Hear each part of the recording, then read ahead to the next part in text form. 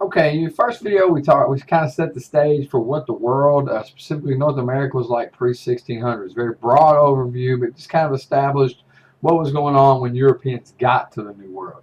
Today, we're going to talk about some of that European exploration and settlement. Specifically, we're going to talk about the Spanish exploration of North America and the Americas, and we're going to talk about the English as well, and Jamestown specifically.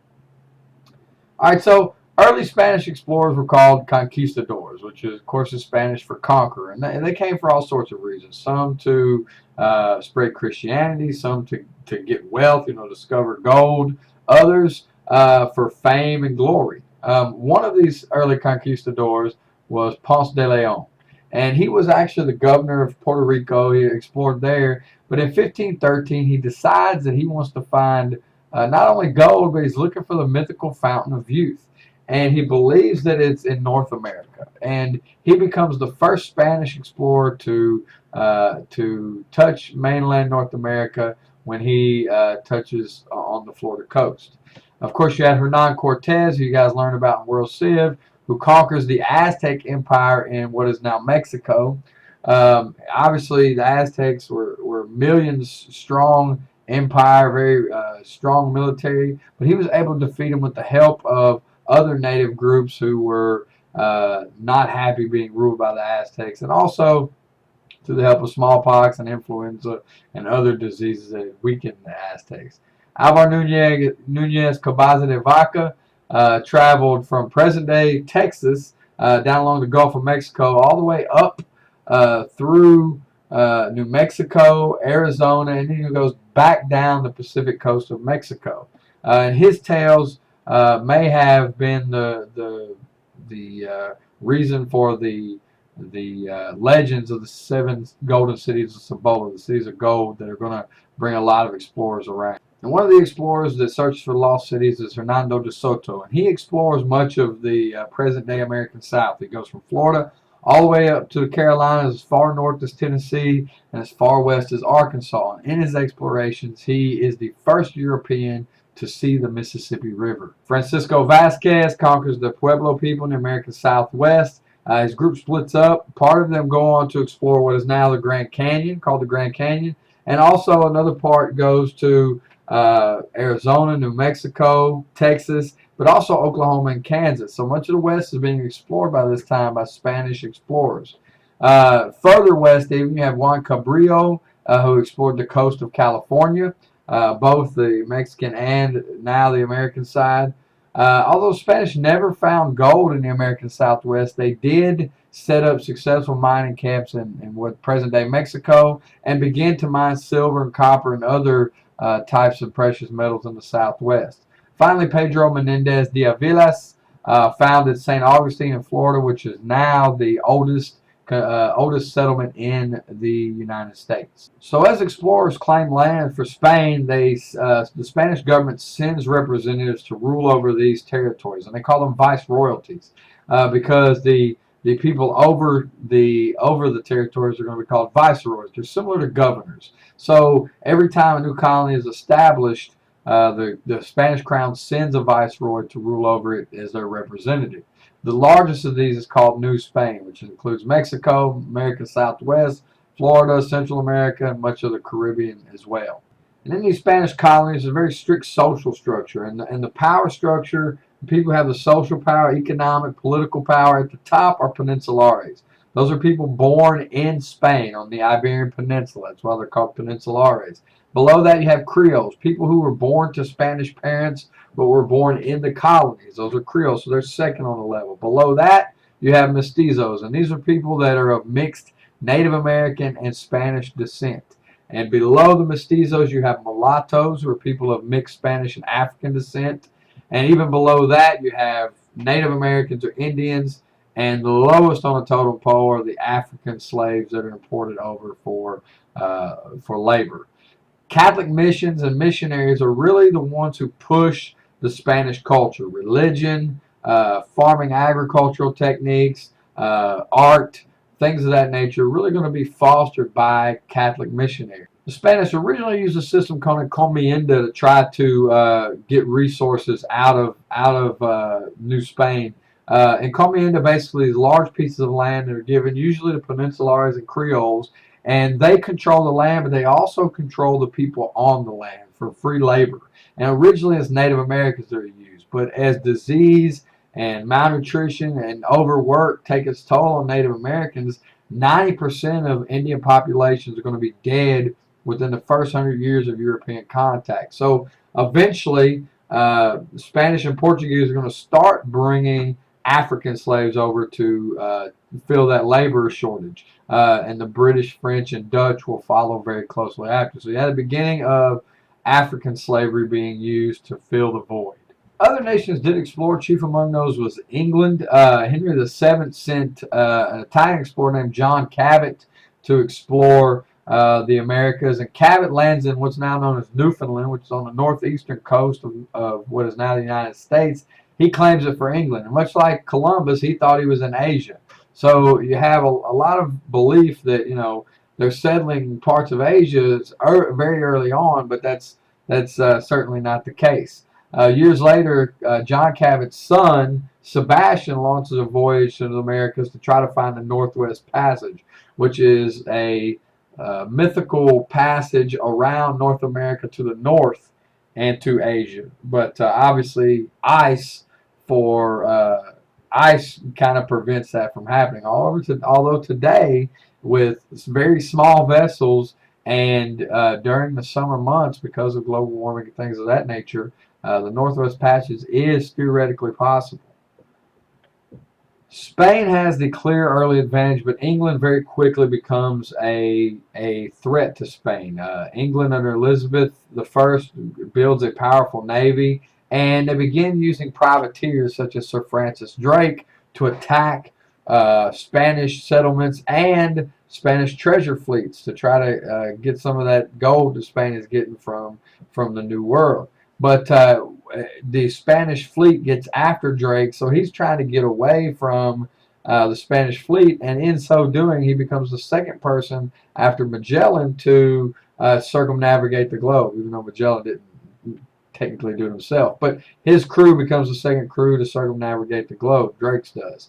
But eventually the tide is going to turn when the Spanish Armada is defeated by England in a large naval battle, and that begins hastens the long, slow decline of Spain and the rise of England. France is also a huge player in what we now know as Canada and the American Midwest. Giovanni Verrazzano explores from the Carolinas all the way up to Maine on the east coast of the United States.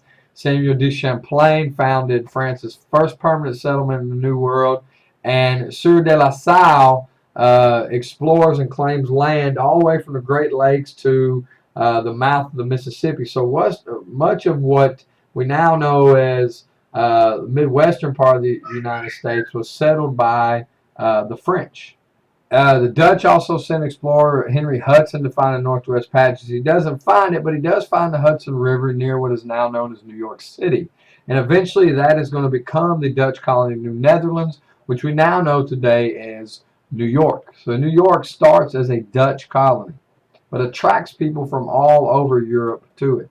It becomes a trade center for early North American colonies. So English settlers explored the Americas for all number of reasons. For one, there were economic problems, lots of income inequality in England, and many people went looking for new opportunities. Also, among farm laborers specifically, there's massive unemployment.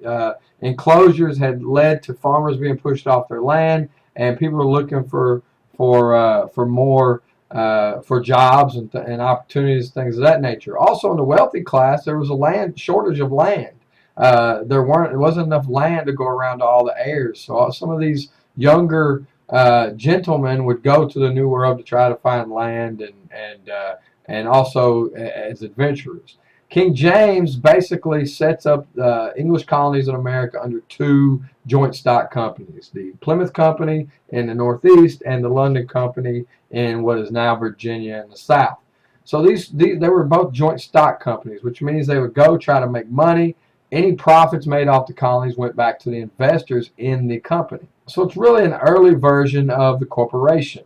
So the London Company sends 144 men to Virginia. Only 100 survived the crossing. They decide to build at Jamestown, which is on the James River. The problem is this land is swampy, it's filled with mosquitoes, and many people die from malaria. Also, it's in the territory of a very powerful Indian confederation led by Powhatan. And the water wasn't safe, so many of the people that didn't get sick from malaria got sick from dysentery. Many became too weak to work. Others were too busy looking for treasure because originally they went looking for gold and weren't trying to produce food. Others were English gentlemen that weren't used to hard physical labor. So in the first year, a great number, about 62%, died. There was only 38 were alive when more English colonists arrived. Then came John Smith, who was an important leader that rises up. He wasn't. He was of common birth. He wasn't a noble, but he leads them in trade with the Native Americans. He also gets them to build houses. They begin to explore the areas.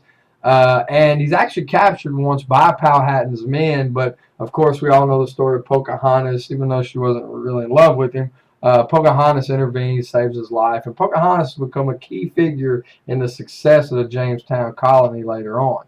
But by 1608, Smith is the leader of Jamestown, and he starts to organize raids to steal food from the Indians. In addition, he basically says, if you want to work, you want to eat, you have to work. So this begins to stabilize the population of Jamestown, becomes more important later. However, later that time, you do have a starving time because the Native Americans, the Indians, get upset about the raids and they lay siege to Jamestown, which basically they kill all the livestock and they prevent Englishmen from coming outside of the fort to be able to hunt. So many people do starve to death during the starving time, which is retribution for the raid. So eventually what's going to save Jamestown is tobacco. And John Rolfe becomes the first settler to grow tobacco as a cash crop. And he becomes very wealthy, very powerful. In fact, actually marries Pocahontas. And that marriage to Powhatan's daughter creates peace for quite some time between the settlers and the Indians. However, by 1622, Pocahontas and Powhatan are dead. The English are pushing even further inland, taking even more Indian lands to grow tobacco. And so the Indians retaliate in 1622, killing many settlers, including Rolfe himself. However, for over the 20 more years, the Indian attacks are going to persist, but really the English settlement at Jamestown is established and is going to flourish from there on out. So with the colony stabilized, the Virginia Company looks to grow it. So they give away 50-acre grants of land called head rights. All right. They also bring in skilled artisans to create more goods that can be sold and to build a local economy. And maybe most importantly, they get women to go there. So these women, 100 women that go to the Jamestown colony will meet and marry the men there, which creates families, which stabilizes the society there in Jamestown. The company also establishes the House of Burgesses, which becomes the first legislative body in the colonies. It's made up of white male landowners, but this body, the House, had the authority to raise taxes and make laws, which obviously is going to establish the precedent of self-government in the American colony. The majority of workers in the colonial and English colonies, specifically in the southern colonies, are going to be indentured servants. These are people that is Englishmen generally that sign contracts to do labor for X number of years, and then they'll be free to do whatever they want. The problem for indentured servitude is they're treated very poorly, and many of them, about half, don't survive to the end of their contract. However, this is how most of it's done until the late 1600s, by which time the importation of African slaves has really become the main method of getting new labor into the colony. So as the colony grows, more settlers want to push into frontier Indian lands and farm tobacco and hunt, things of that nature. But Southern Governor William Berkeley says, no, we don't want to do that. We want to keep good relations. It's mostly to protect his own trade with them. So there's a wealthy frontier tobacco planter named Nathaniel Bacon, who has an employee killed by an Indian attack.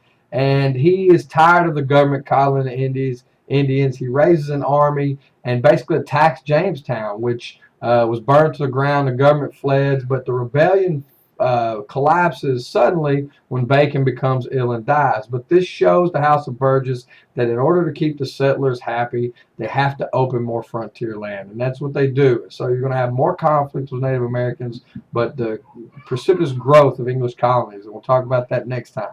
See you later.